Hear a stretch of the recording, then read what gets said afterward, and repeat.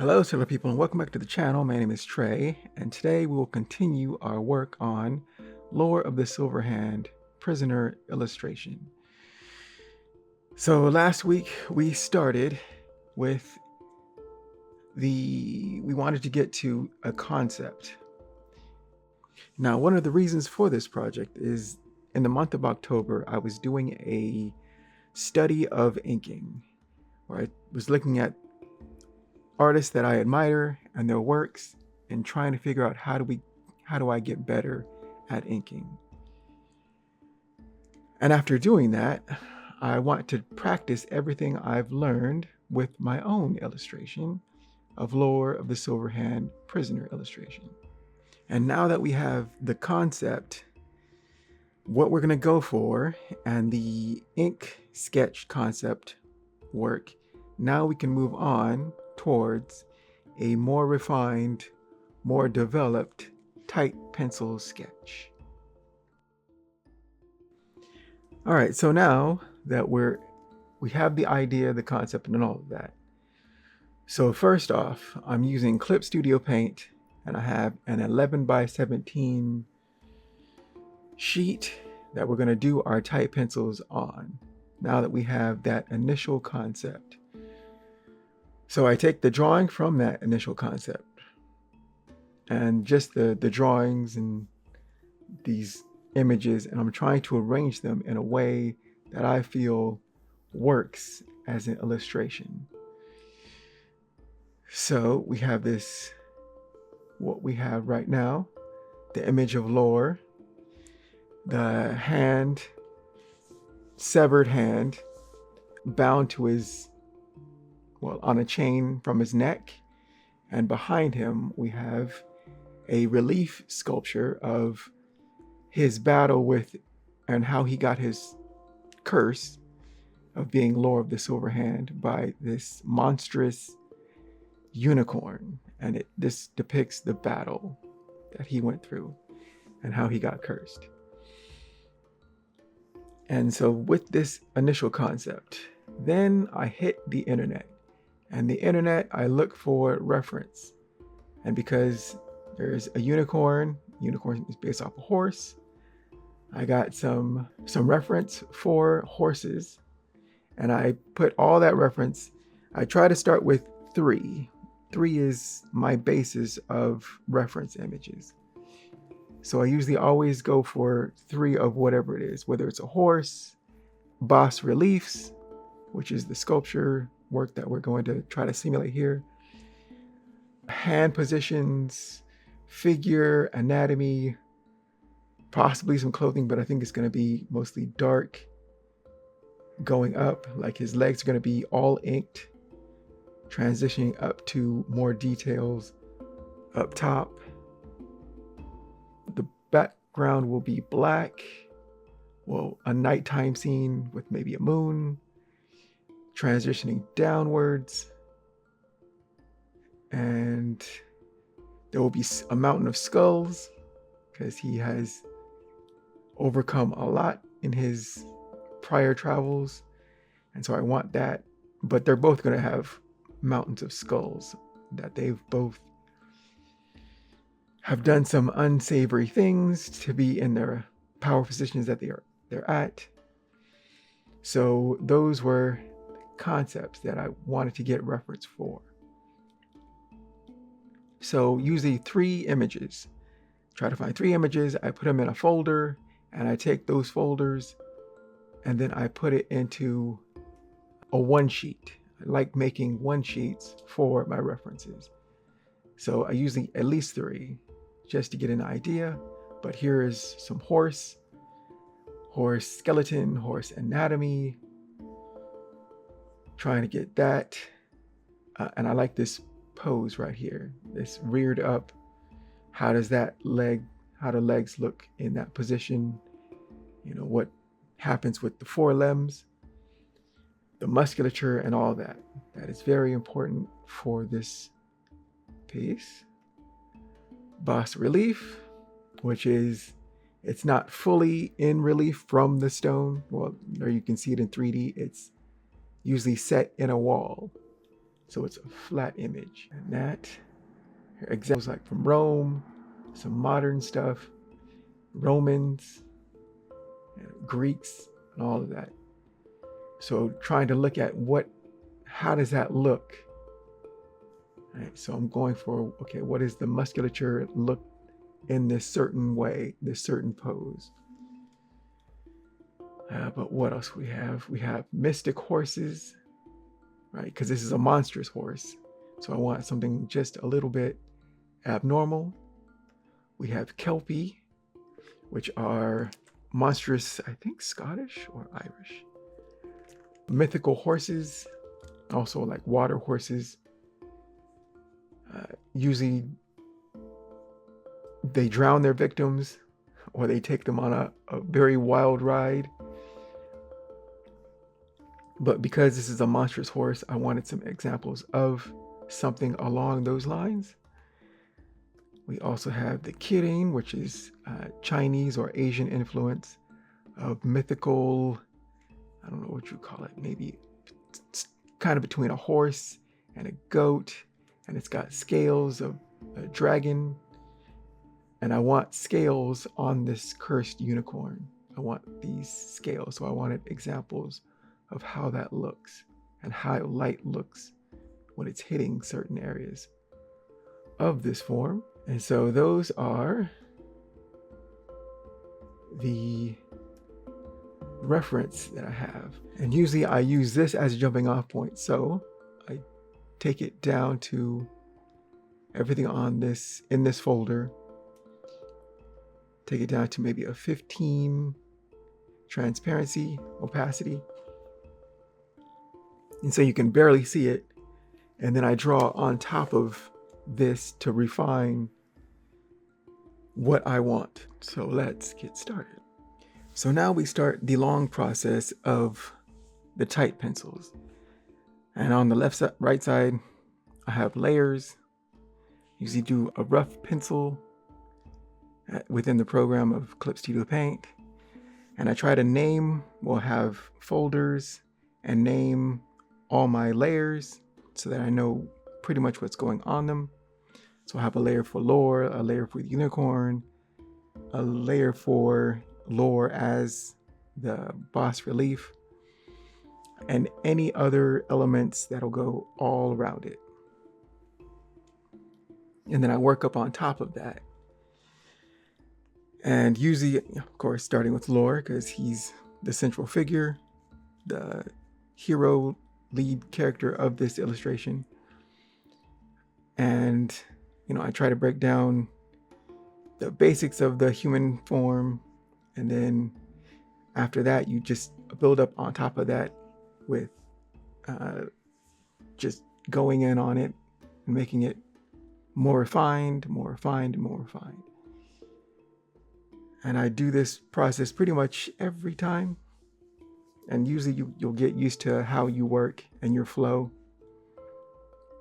The head is usually the most important because people usually look at the character and what is their emotion. Is there some context clues about how the character is feeling and all of that. But all of this should work together as like what the first question I want, the viewer to ask is, what in the world is going on? What is this about? So they see the character, they see an strange imagery of a guy who has this hand chained around his neck, but he has two full hands. And then what's this backdrop thing about with the unicorn and the battle with it and all of that stuff? His origin story, which is displayed in the bas relief behind him. And so you want the audience to have that question, like, what is going on with this? And then try to figure that out. And what is the story? Because your audience will try to figure out what is the story of the illustration, which is always pretty cool to try to figure out things that might lead to other things, So it's like, what do the three hands have to do with the image behind him? And then why are there, skulls and race and phantom children and all of that? And how does that relate to, and what do these phantom children and all of this have to do with our central character, lore? And so that's always fun to figure out. Now, most of the work has pretty much been done for me at the concept phase, in the blocking in phase of making that concept to ink concept, where we figured most of how we want it out. And now we're going in and we're plussing it. We're adding all of the elements and bits and bobs in it using reference. Reference is very important, and even I don't use reference as much as I should for correct, proportions and anatomy and the true, how does this thing look? I can always get better with that. But of course, some of it is fantasy, and you have to let your imagination guide you, while also keeping reference as a way of balancing your innate imagination, which can just go wild in my case. So I try to ground that with reference. And usually once I have everything in a place where it looks fairly well put together, then it's the long portion of just refining it and getting, the details in there. And since I'm doing this all myself, I'm not handing this off to somebody else. I can kind of do some things in the actual inking phase, but I try to have a guide as fleshed out, as developed, as thought through as possible to avoid pain later. And once I have the two main figures pretty much blocked in, then I can work on elements that will surround our our lead hero and our lead antagonist, and then work all elements around them. And so far, it seems like it's going into a swirl effect, where we have these wraiths coming in, and it kind of makes a circular image with our main hero, and then the figure of our antagonist, the unicorn, curving his body into a sort of circular motion. And I'm going to try to keep with that theme. And now adding the phantom children, because unicorns and children have this in images and folk tales, this thing. So I'm trying to incorporate some of this into it. And also it adds to sort of the drama and the storytelling effects of asking yourself the question, what is going on in this image?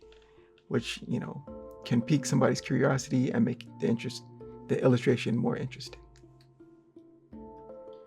So for myself, an illustration works when it tells a story, or it incites you to think about, okay, what is going on in this illustration, in this picture? And there's a curiosity factor, because there's no words, there's no text. It's just the image has to live on its own. And you figure out in your mind, what do you think is happening? Like, what is implied? What can we see? And what can we infer from everything that we see into what is this story about? And that's always fun, because I imagery and storytelling, I like those two things, and I like working on them and thinking about them. And this is just an extension of that. And now I'm doing these mountain of skulls on both sides, because both of them are, I wouldn't say agents of chaos, but they have a seedy, dark past. And so I'm accentuating that with this mountain of skulls.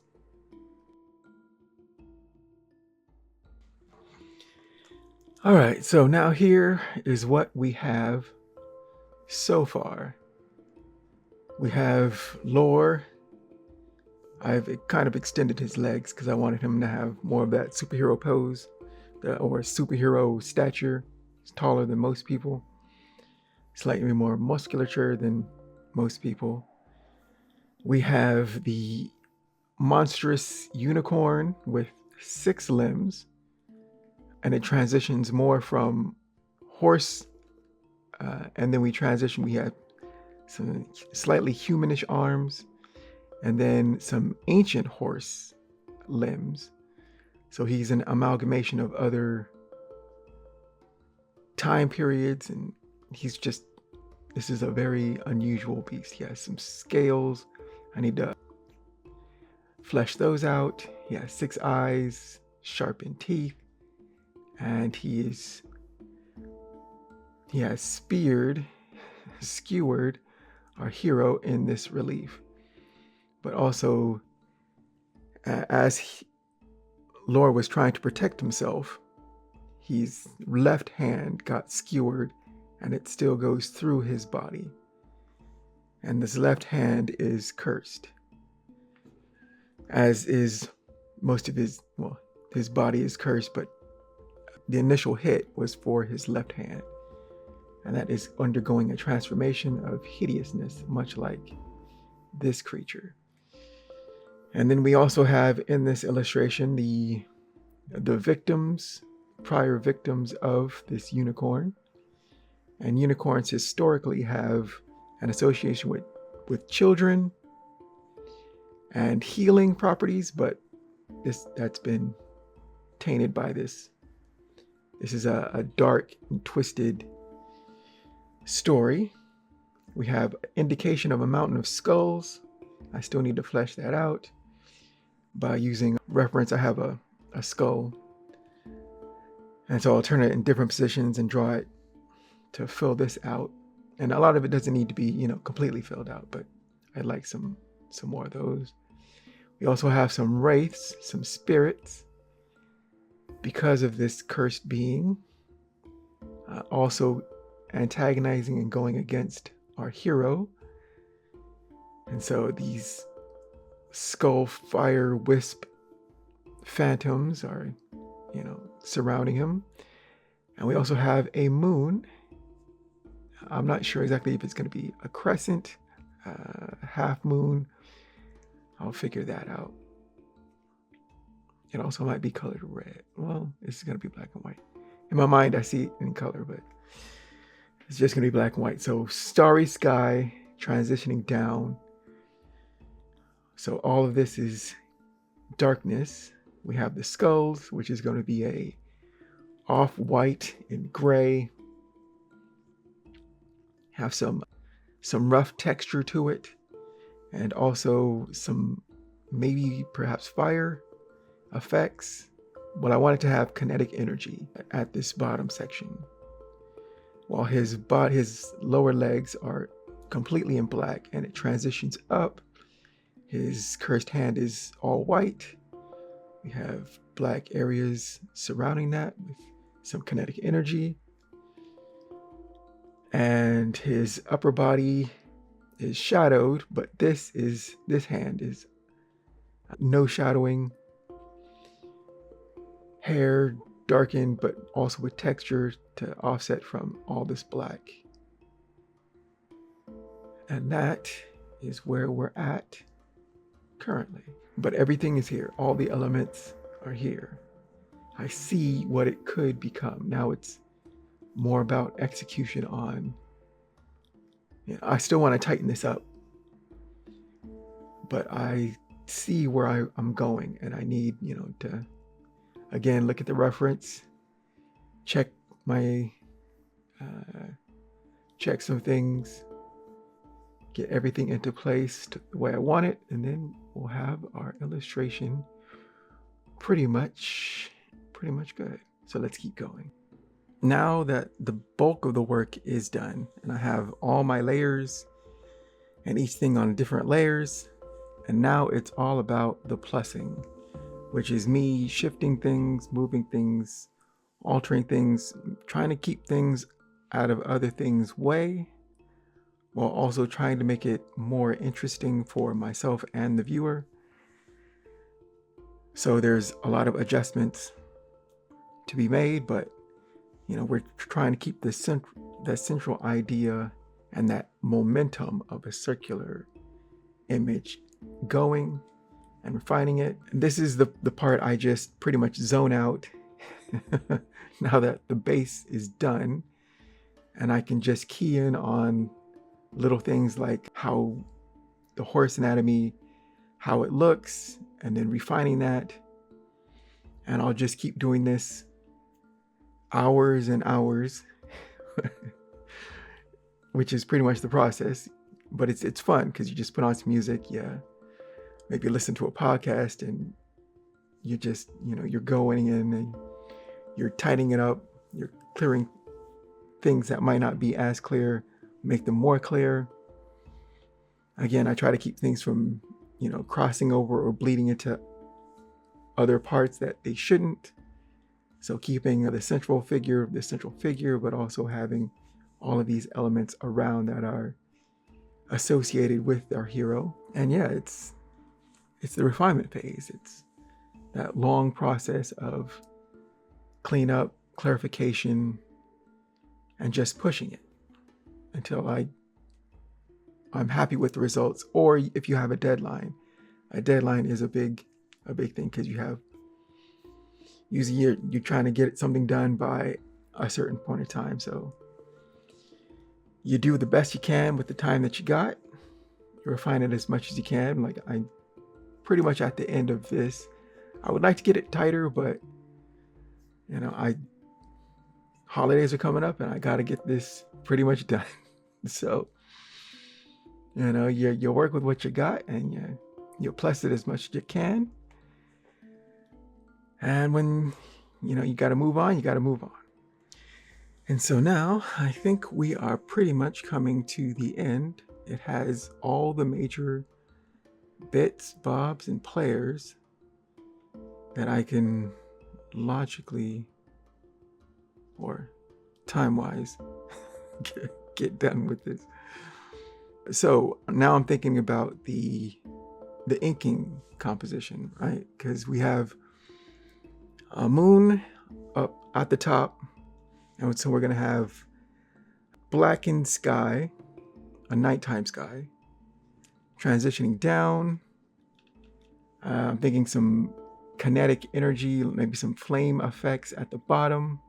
Going up, his legs are dark, well, all inked, transitioning up to areas of interest that are more detail oriented towards the hand and face. Well, the hand around his neck and his face. And all the major bits are there. The type pencils for Lore, the Prisoner illustration. I'd like to thank you for joining me. Next week, we will do the finish inks of this illustration. I have been Trey Hodges. You can find my work at treyhodges.com. And until then, I will see you in the next video. Take care, keep shining. Bye-bye.